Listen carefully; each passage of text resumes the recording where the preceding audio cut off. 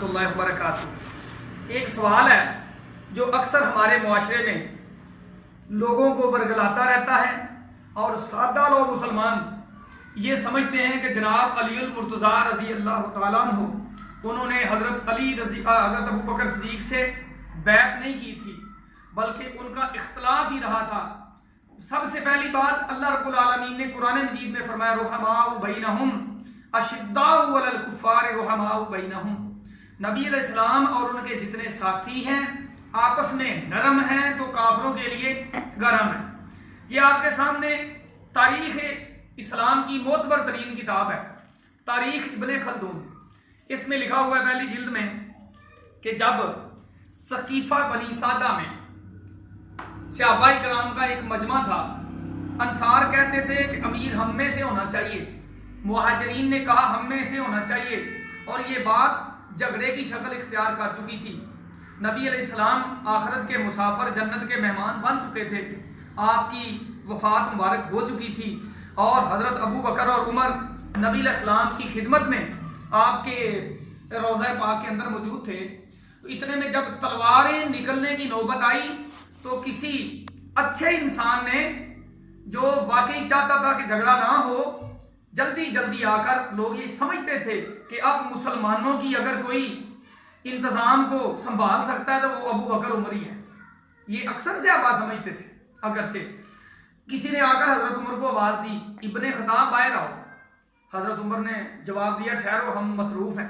پھر انہوں نے 3 دفعہ جب آواز دی، ابن خطاب باہر بہت بڑا حادثہ ہو چکا ہے، کیونکہ اگر کچھ لوگ ایک کے ہاتھ پہ بیعت کر لیتے تو پھر یہ فتنہ اتنا طول پکڑتا کہ قتل و غاری کی شکل نکل آتی۔ لہذا حضرت عمر آئے، ابو بکر بھی ساتھ آئے۔ تو جب ثقیفہ بنی سعدہ میں آئے تو دیکھا تو لوگ آپس میں جھگڑنے کے لیے پورے تیار ہو چکے ہیں، اور حضرت ابو بکر صدیق رضی اللہ تعالیٰ عنہ انہوں نے سب سے پہلے حدیث بیان کی کہ نبی صلی اللہ علیہ وآلہ وسلم نے ارشاد فرمایا تھا کہ امام خلیفہ قریش میں سے ہوگا۔ آدھا معاملہ تو اسی وقت رفع دفع ہو گیا، حل ہو گیا، اور اس کے بعد صدیق اکبر رضی اللہ عنہ فرمانے لگے تمہارے اندر عمر بن خطاب موجود ہیں، تمہارے اندر ابو عبیدہ موجود ہیں، لہذا جس میں سے چاہو ان کے ہاتھ پہ بیعت کر لو۔ اور حضرت عمر کی عظمت کو سلام، انہوں نے جو الفاظ اس وقت کہے تھے تاریخ اسلام میں روشن مثال ہے۔ حضرت عمر کی آنکھوں سے آنسو آ گئے، انہوں نے حضرت ابو بکر صدیق کا ہاتھ مبارک پکڑ کے جو الفاظ کہے، ابو بکر صدیق آپ ہمارے سردار ہیں۔ نبی علیہ السلام نے مرو ابا بکر فلیصلی بالناس کہا ہے، نبی علیہ السلام کی موجودگی میں امامت آپ نے کرائی ہے، اور میرے آقا علیہ السلام کے فرمان کے مطابق کرائی ہے، لہٰذا میری گردن کاٹ دی جائے تو میں یہ برداشت کر لوں گا۔ ابو بکر صدیق آپ کے ہوتے ہوئے میں امام بنوں، یہ مجھ سے برداشت نہیں ہوگا۔ اتنے میں انہوں نے ہاتھ پکڑا اور اپنا ہاتھ اوپر رکھ کے بیعت کر لی، اور یکے بعد دیگرے صحابہ نے بھی بیعت کر لی۔ حضرت علی رضی اللہ عنہ گھر میں موجود تھے۔ واقعی یہ بات سچ ہے کہ انہوں نے اس بات کو مناسب نہیں سمجھا۔ ظاہر ہے وہ بھی آل الرائے میں، عشورہ میں مانے جاتے تھے، قاضی تھے، تو انہوں نے غصہ کیا اس بات کا کہ ابو بکر صدیق اگر آپ مجھے بھی بلاتے تو میں بھی آپ کے ہاتھ میں بیعت کر لیتا۔ انہوں نے یہ شکوہ کیا، یہ موجود ہے۔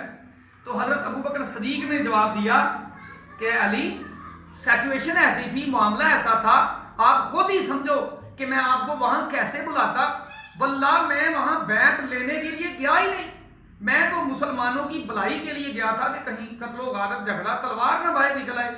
تو حضرت علی رضی اللہ عنہ نے جواب دیا، فوری طور پہ انہوں نے اظہار کیا کہ اب میرا کوئی غصہ نہیں۔ انہوں نے ہاتھ پکڑ کے اپنا ہاتھ ابو بکر صدیق کے ہاتھ پہ رکھ دیا اور بیعت کر لی۔ یہ تاریخ اسلام کی معروف ترین کتابیں ہیں، یہ نوٹ کرو۔ یہ تاریخ ابن خلدون ہے، پہلی جلد ہے۔ اس کے اندر واضح طور پہ لکھا ہوا ہے کہ جناب علی المرتضیٰ نے اقرار کیا ہے کہ واقعی آپ نے جو کیا ہے وہ صحیح کیا ہے۔ اس کے بعد یہ ہماری تاریخ کی کتاب ہے، ہمارے مدارس میں پڑھائی جاتی ہے اور پوری تحقیق شدہ ہے۔ اس کے اندر بھی یہ بات موجود ہے کہ جناب امیر المومنین علی المرتضیٰ شیر خدا رضی اللہ تعالیٰ عنہ، یہ الگ بات ہے کہ روایات میں کچھ فرق آتا ہے۔ ایک کے اندر ہے کہ جناب امیر المومنین نے دوسرے دن بیعت کر لی، ایک کے اندر آتا ہے کہ وہ 40 روز یا 35 روز، یہ صرف بیان کرنے میں فرق آ جاتا ہے. جیسے ایک ہی واقعہ ہو اور اس کو مختلف لوگ روایت کریں، بیان کریں، تو اس میں تھوڑا سا فرق آ جاتا ہے الفاظ کا. حقیقت میں کوئی مسئلہ نہیں ہے. آپ یہ بات تاریخ اسلام سے پڑھ سکتے ہیں کہ یہ صحابہ وہ عظیم ہستیاں تھیں کہ جب حضرت ابوبکر صدیق امیر المومنین رہے ہیں، حضرت علی المرتضیٰ قاضی تھے، حتیٰ کہ حضرت عمر جب امیر المومنین بنے ہیں تو فلسطین یا کہیں بیرون ملک جاتے تھے، بعد میں قائم مقام امیر المومنین جناب علی المرتضیٰ کو بنا کے جاتے تھے. اس قسم کی صحابہ کے بارے میں باتیں کرنا بالکل منع ہے. ان کا آپس میں بڑا پیار تھا، اور اللہ ہمیں ان کی عزت و احترام کرنے کی توفیق عطا فرمائے. السلام علیکم.